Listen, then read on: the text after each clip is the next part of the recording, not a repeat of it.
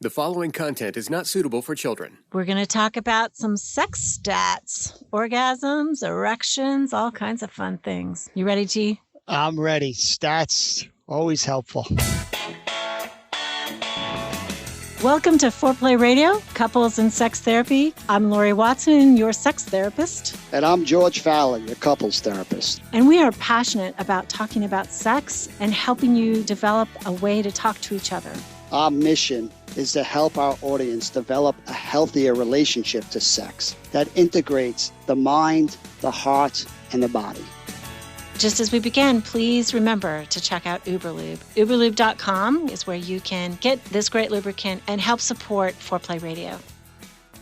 Boys like stats, baseball stats. That's right. We can measure success and make changes. It's something real and tangible instead of all this fluffy emotional stuff.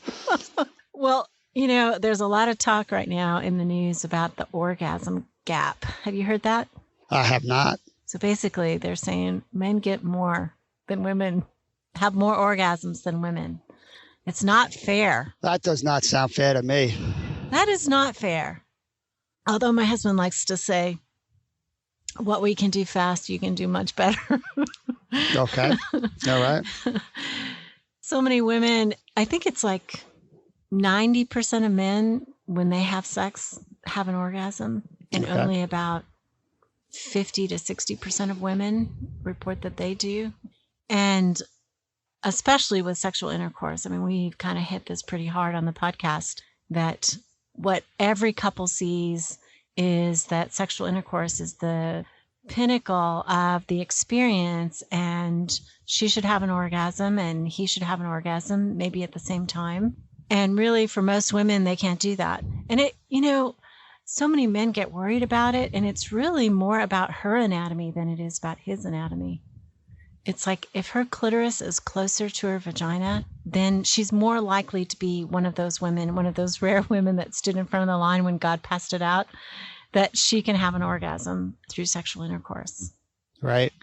What do you think, though, growing up? Like, when did you learn that? Did you ever learn that? When do men learn this? Men do not learn this.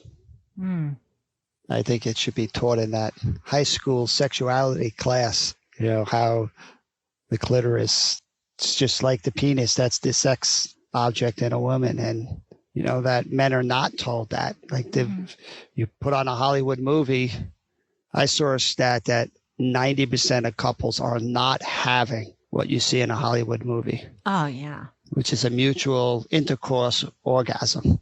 Right. Right. And always. Yet if that's our bar, that's what we think it's supposed to look like. We're set up for struggle. Top Gun came out when I was first sexual. This is a long time ago. I don't know if anybody out there remembers the remake you're talking about, right? That's right. And I remember them, it just like happened. It was in the afternoon. It was such a sexy scene. And I just remember them getting up and going, well, like, who cleans up the wet spot? And he's like, I'll go take a shower. I'm like, you mean you didn't take a shower first? I just was so not, suddenly I was seeing things in a different way. They both climaxed. You could see it on her face, right? Right. My husband and I just also watched When Harry Met Sally again, the Meg Ryan scene. Yeah, love that one. Well, it's again, this gap is important, and some of why we're doing this is to get good information out there. So what other stats you got for me? Okay, so basically, if she has simultaneous clitoral stimulation, then about 21 to 31% of women say that they can't have orgasm during intercourse. But if you ask women, like, what's your most reliable route to orgasm? This is research by Laurie Mintz, who wrote Becoming Clitorate, which is a great book. She's been on our podcast before your time, G. But she says only 4% of women would say intercourse. If you ask them, what's your most reliable route to orgasm? Only 4% say that. Say that intercourse is. Yeah. Okay. So if you don't even add in, if you don't ask them directly, intercourse plus stimulation or this, that, and the other, if you don't suggest anything, you just ask them point blank, only 4% would say intercourse. So that's a really, really low number. Mm-hmm. And I mean, women think they're failing. They often come in and tell me, and I've said this 100 times, but I bear saying again, I don't have orgasms the right way. I can't do it the right way. I can't do it with my partner. I mean, a lot of people come in and say, I want to learn to have orgasm with sexual intercourse. I'm like, okay, do the best we can here. I don't know that it should be a goal. I think the goal should be pleasure. And that's the other thing is the orgasm gap. If she's not having orgasms, some women want a particular encounter just to be close. They want to have sexual intercourse even. They want to touch. They want to be naked together. They don't necessarily want an orgasm. That's fine. That's their call. But over the long haul, without orgasms, she's just not going to want to do it. Right.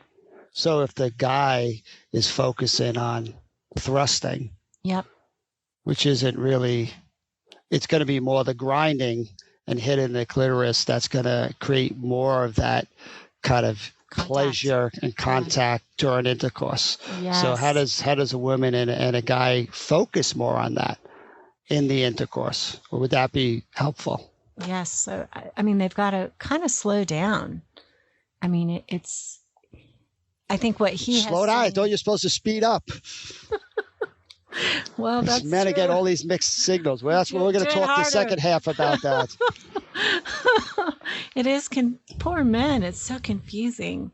I think the problem as a woman is she doesn't feel a lot of agency about a lot of the women I talk to, and some of you out there. I love you, girls. I know you do. I know you can talk about it. But a lot of women will not tell their partner, hey, this is what I need. Could we slow it down a little bit? Could we angle it like this? This angle works better for me. I like it when you're getting, I mean, she's really got to open up, and that is so hard to do. I love that line. I'm writing it down. This angle works better. That if you hear that feedback's so important, right? That doesn't mean you're doing something wrong. How do we embrace that as men to say, this is good stuff? We're getting kind of some really accurate feedback around how to increase our partner's pleasure, right? You can't possibly know it because you can't feel it, right? So, getting that feedback, I'm just saying, bring it on. And I want the men out there to kind of be open to that. This is so important. We should put this on YouTube, just the film of us, George. I wish people could see you right now, because when George heard that, he's got his arms open. He's like, hey, tell me this angle. This angle that makes it more fun anyway. This is like, it's so hard to resist that impulse that's saying, oh, I'm doing it wrong, I'm being criticized, and not want the feedback. But that's such a brave thing to say, that I don't have a clitoris. I don't know what it's like, different angles. That if you give me that feedback and I'm open to that, like that's how we get better and more in sync and really get more responsive to each other. It's how I feel better too. So I'm trying to train my brain to say, bring that on. This is feedback so important. Yeah, I love that, what you're saying. I think that this conversation in our culture has become an angry conversation. Mm-hmm. And I think people listening to Foreplay Radio, they just want what you've said. They want to do it better. I think our male partners want their female partners to have orgasms desperately, because they want it to be good for them. But I do think in the culture, this is a demand kind of conversation, and unfortunately, it isn't a loving conversation that's really helpful. And the setup is tragic, because if you're a woman who doesn't want to give feedback and you're a guy who doesn't want to get feedback because that means you're doing it wrong, then where does that leave you? It leaves you without orgasms and with a partner who's having lower desire. That's where it leaves you. And as a woman, it leaves you high and dry. High and dry. Where's the high part? I get the dry part. Yeah. Right. I think we're trained as women to just value our partner's orgasm. We did good if they came, right? Then it's good. And then it's over. I just think that's why women look back at their early days often of dating, when there was just gobs and gobs of foreplay and touching and stuff. And it's like, those were the good old days.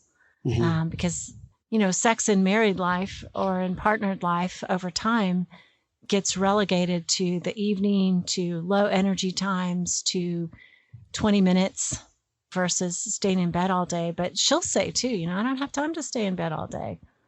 That's problematic.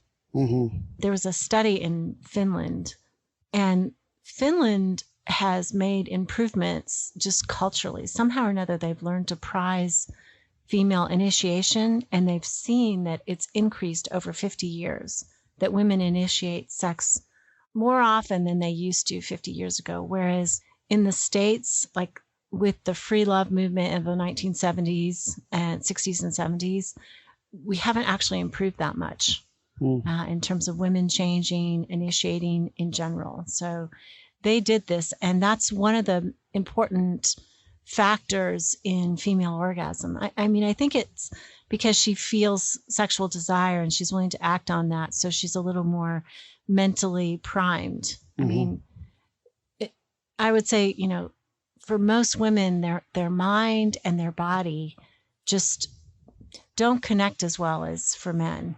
You got to have sexual desire going, and oftentimes sexual desire doesn't really kick in until you've already been in it, in the moment for a little bit. Second thing is, she's got to have high sexual self-esteem to be able to tell her partner this. She's got to say this, I'm important. This is important. I just think there's so much pressure on women to not own their own pleasure. Really, really a lot of pressure there. Yeah, this is about empowering. Mm-hmm. It's so counterintuitive to have a conversation, to initiate a conversation is a sign of empowerment, because it feels like it's going to lead to short-term criticism and distance and tension. Mm-hmm. So how do we get women to feel comfortable being empowered? Guess we got to go to Finland. Oof, yeah, Finland. My first boyfriend was Finnish.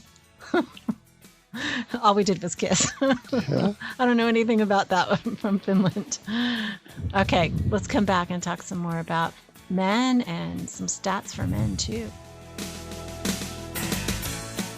We are grateful to Uberlube for still sponsoring us. This is a fantastic lube. If you haven't tried it yet, please check it out at uberlube.com with the coupon Foreplay, which gives you 10% off. I keep forgetting to tell people that. They can support us and they can try this great lubrication, which is really, it's made out of a high-grade silicone. And, I do all kinds of ratings on lubrications just in my work. And silicone doesn't get absorbed into the body, so it really provides smooth touch, smooth intercourse, a great glide. It's scent-free. It is taste-free, so you can switch from foreplay to oral sex to intercourse with no problem. Well, if you're using Uberlube to enhance and relax your body, then it's just that much easier to open up your mind and expand your heart. And having something fun that makes sex even better, I would love for you to try Uberlube. Support the Foreplay podcast and save 10% off your order when you use the coupon code Foreplay at uberlube.com. Done 2 Facebook Lives for our patrons, Right. George, and we try to do that once a quarter. We try to send newsletters and give exclusive material. But it's really, we are grateful for people who believe in our mission to help couples keep it hot and help inform people and help them talk about sex, help them get better at their sexual relationship.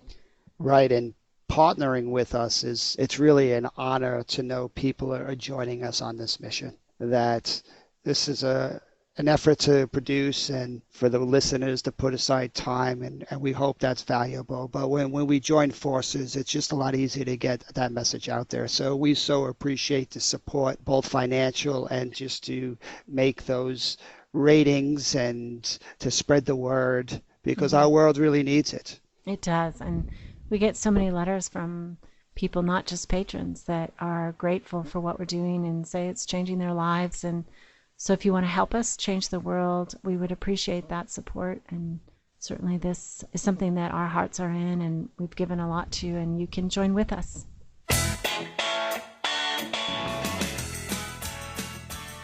So we're back, and we don't want to leave men out and some stats so that they can know some things too. But just as we've been talking, right, George, we can see how much more there is to help women become more sexually empowered, to talk about their experience.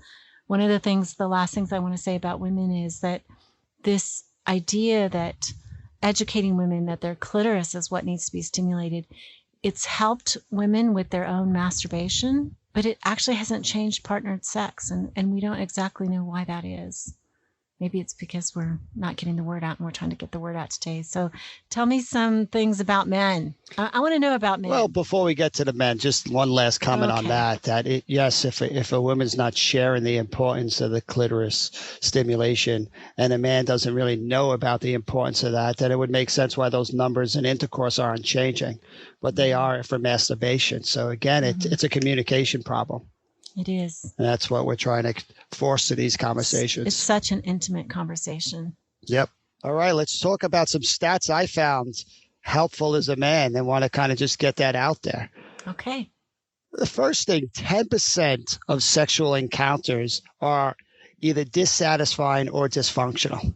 Oh my gosh. 10%. So 10% are dysfunctional. Dysfunctional.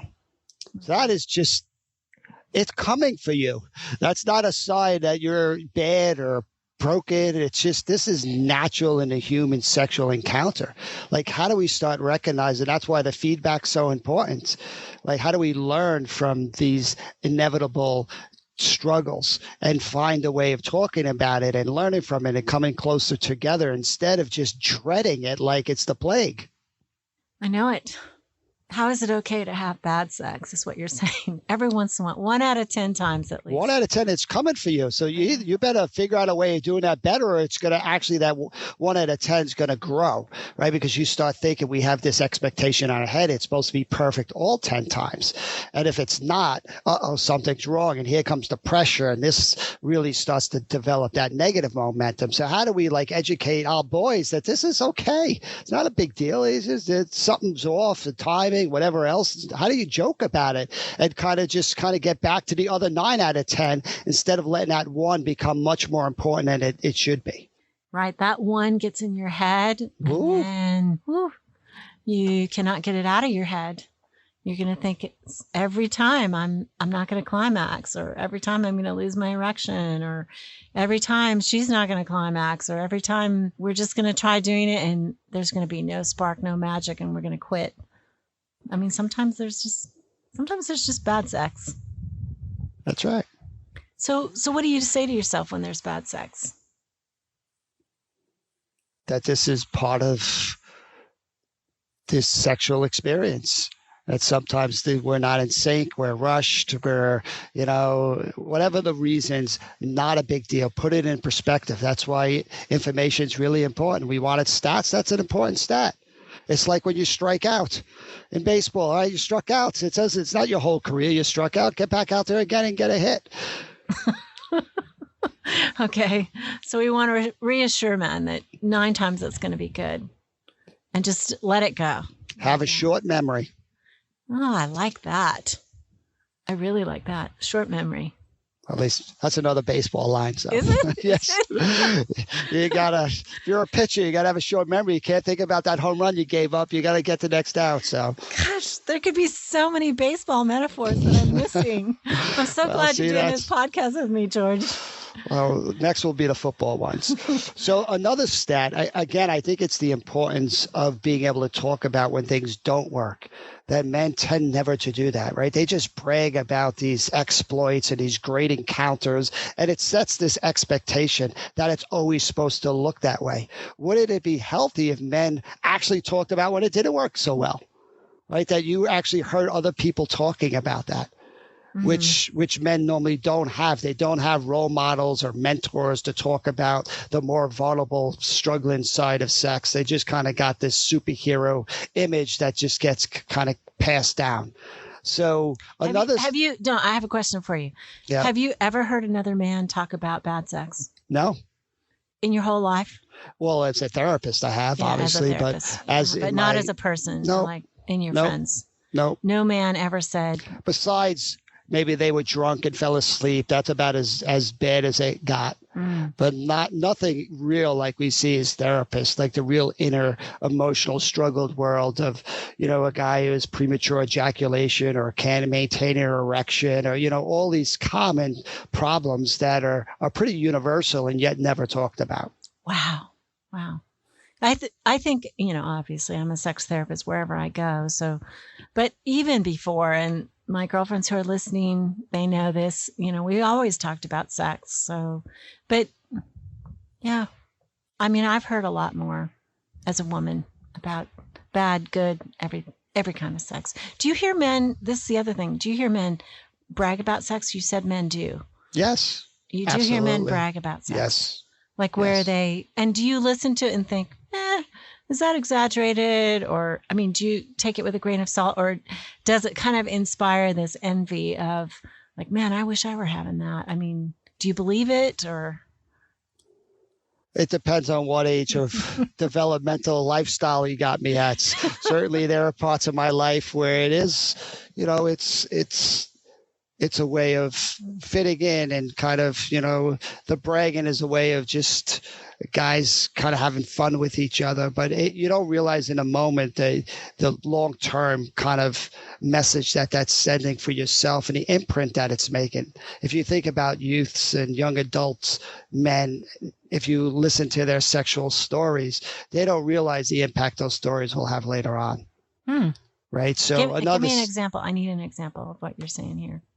Well, just if you're bragging about how amazing the sex was, and, I picked this girl up and I did this and she was beautiful. And then, that starts to create that mindset of that image of sex that you see on TV.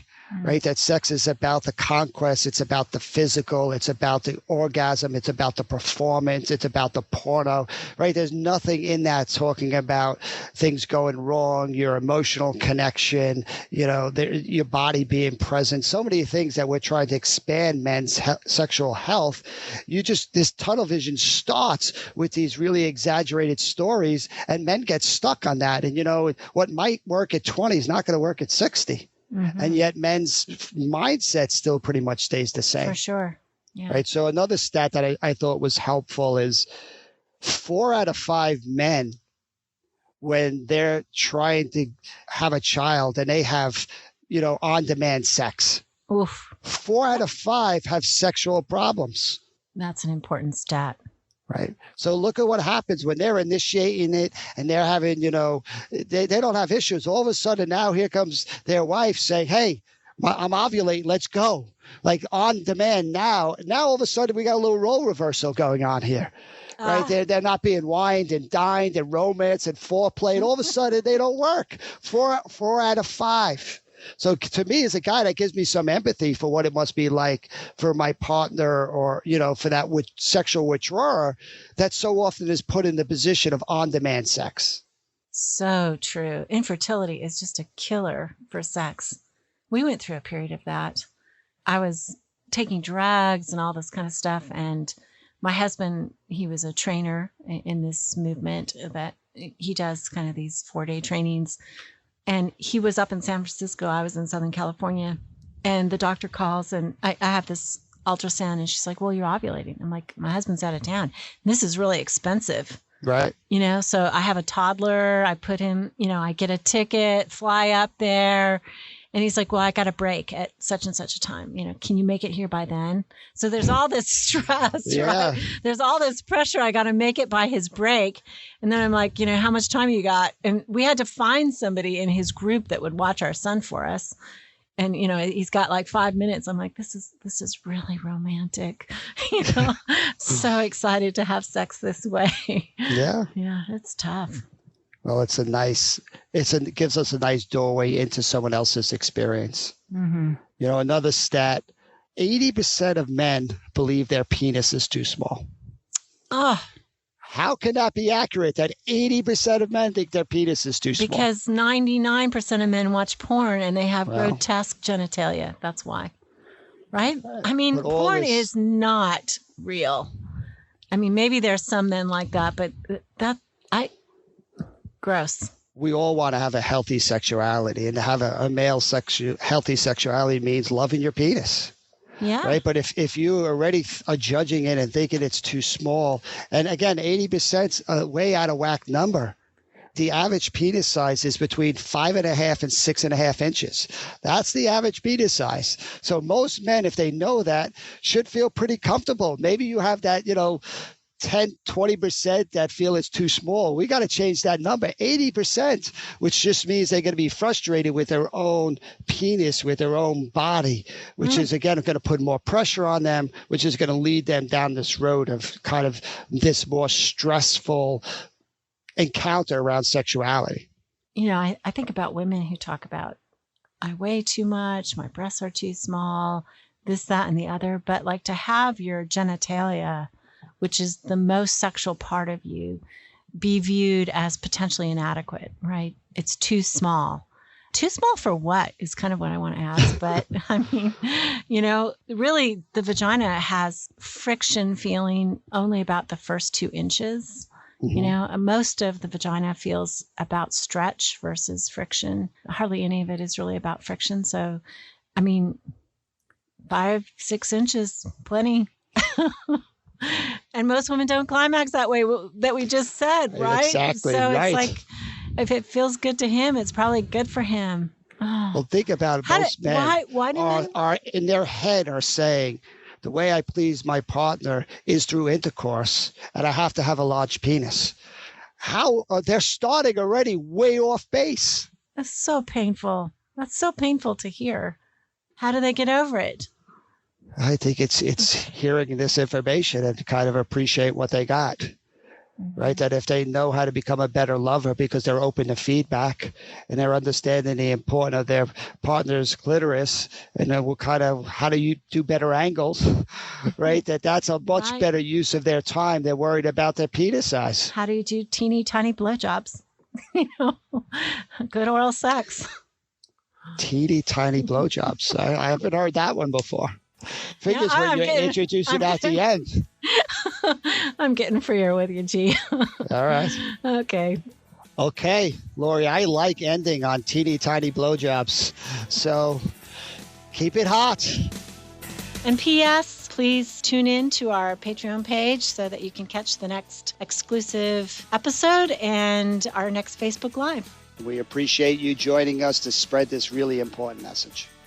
Call in your questions to the Foreplay question voicemail. Dial 833-MY-4PLAY. That's 833-4-PLAY. And we'll use the questions for our mailbag episodes.